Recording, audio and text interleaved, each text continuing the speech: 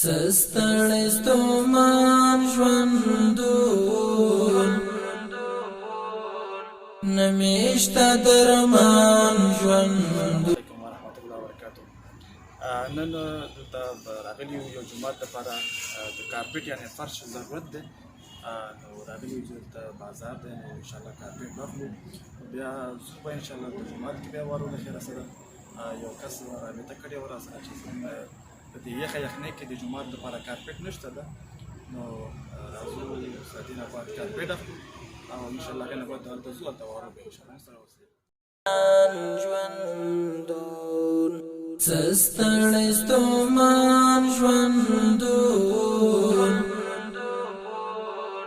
نمیشته درمان ژوندون نمیشته درمان ژوندون.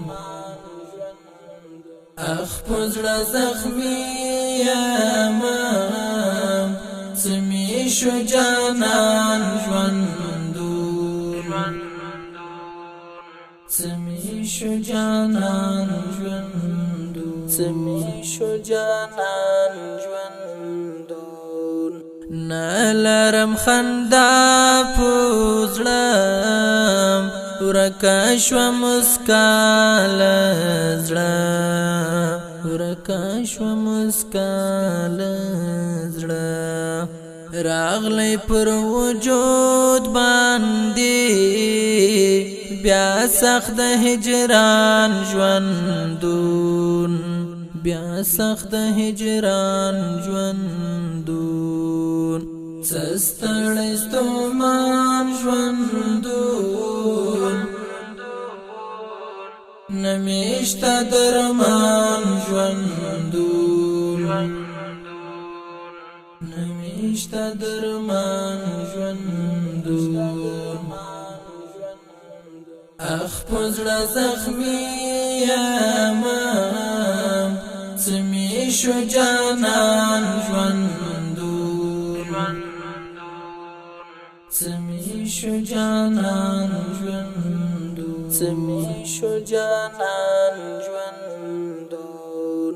یار چې رانتلی الله زړه مې درد دی الله زړه مې درد دی الله. تاب د ژوندانه مې تلی راغلی د ارمان ژوندون راغلی د ارمان ژوندون.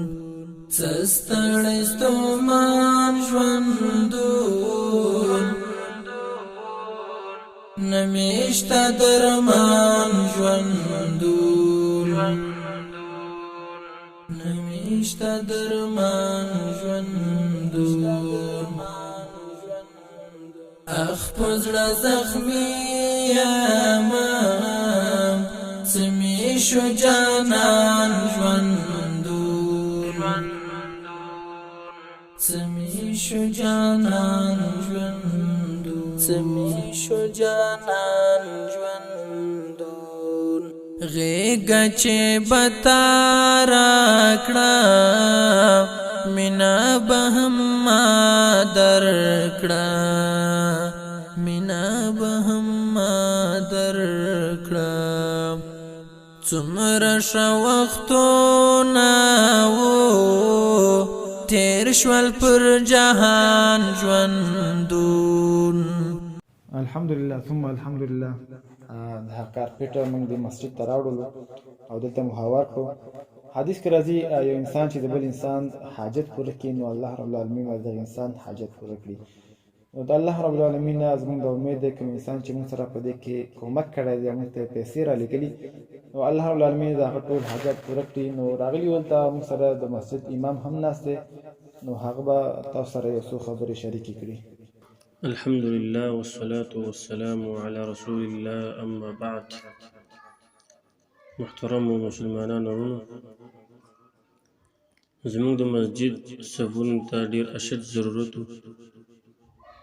نو نن الحمدلله د قاري صاحب محترم واسطه یو مؤمن او مخلص ورور چې نوم یې الله سبحانه وتعالی ته معلوم دی چې زمونږ د مسجد دپاره ډېر مزیدار او ښایسته صفونه هغه واخیستل.